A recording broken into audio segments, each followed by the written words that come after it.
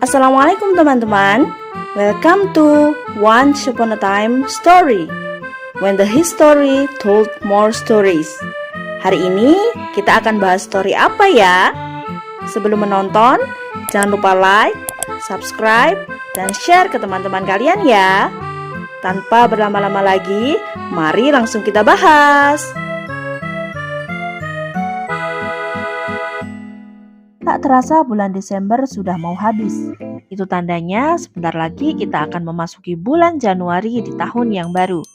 Seperti yang kita ketahui, penanggalan universal yang kita pakai saat ini adalah sistem kalender Romawi, di mana terdapat 12 bulan yang dimulai dari bulan Januari dan diakhiri dengan bulan Desember.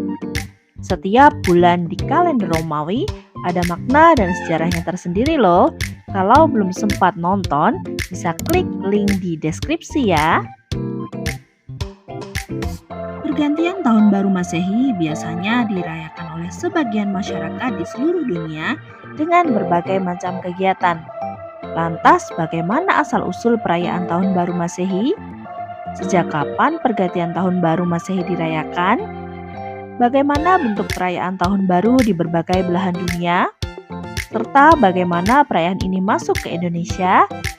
Saksikan pembahasan serba-serbi perayaan Tahun Baru Masehi berikut ini ya.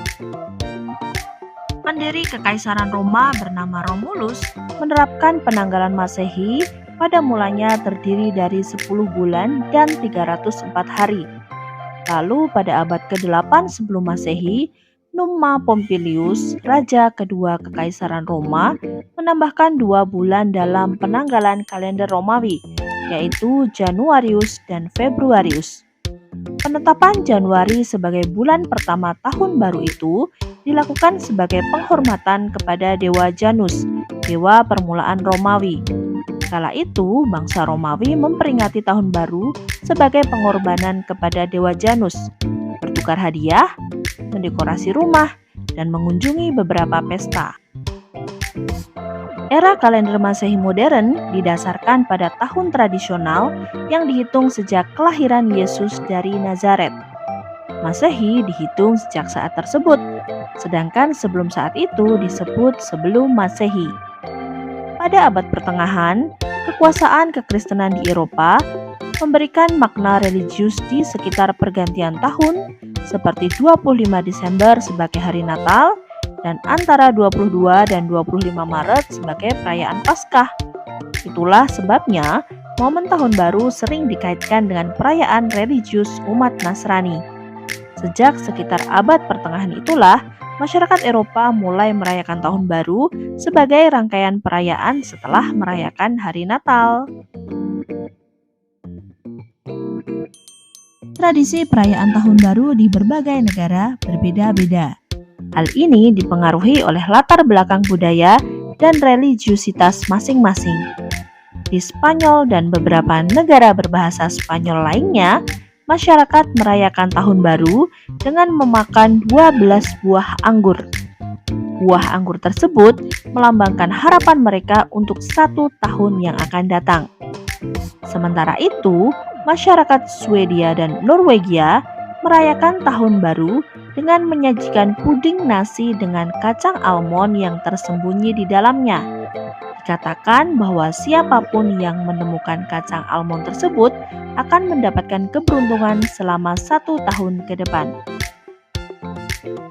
Sebelum era kolonial, masyarakat Indonesia masih menggunakan sistem penanggalan tradisional. Baru setelah bangsa Barat datang, kita diperkenalkan dengan sistem kalender Masehi yang kita pakai saat ini. Kolonialisme Barat berlangsung di Indonesia sekitar 3,5 abad lamanya. Pada kurun waktu tersebut, mereka membawa berbagai pengaruh Eropa ke dalam sistem sosial masyarakat Indonesia, termasuk sistem kalender Masehi ini. Setelah masuk ke era kemerdekaan, Indonesia memakai sistem penanggalan universal dan menggunakan sistem penanggalan Masehi. Namun untuk perayaan tahun baru secara umum diperkirakan mulai muncul dan ramai sekitar awal tahun 1970-an di saat westernisasi gencar-gencarnya masuk ke Indonesia. Hingga saat ini, sebagian besar masyarakat Indonesia masih merayakan perayaan Tahun Baru dengan berbagai kegiatan yang selalu mengikuti perkembangan tren di setiap tahun. Namun, sebagai sebuah negara yang memiliki akar budaya yang kuat dan menjunjung nilai-nilai agama yang tinggi, terkadang perayaan ini masih menimbulkan pro dan kontra dari beberapa golongan. Terlepas dari itu semua, alangkah lebih baiknya jika momen ini kita gunakan untuk mengevaluasi diri dan membuat resolusi agar tahun depan dapat lebih memperbaiki diri. Selamat Tahun Baru teman-teman! Demikianlah tadi story kita hari ini. Ternyata sejarah seringkali menyimpan cerita-cerita unik yang belum pernah kita ketahui. Semoga pembahasan tadi menambah pengetahuan teman-teman semua ya. Next, kita akan kembali dengan story yang tidak kalah serunya. Jangan lupa like, subscribe, dan share ke teman-teman kalian ya, supaya kita lebih semangat lagi berbagi cerita dengan kalian semua. Sampai jumpa di video selanjutnya. Salam Historia. Wassalamualaikum.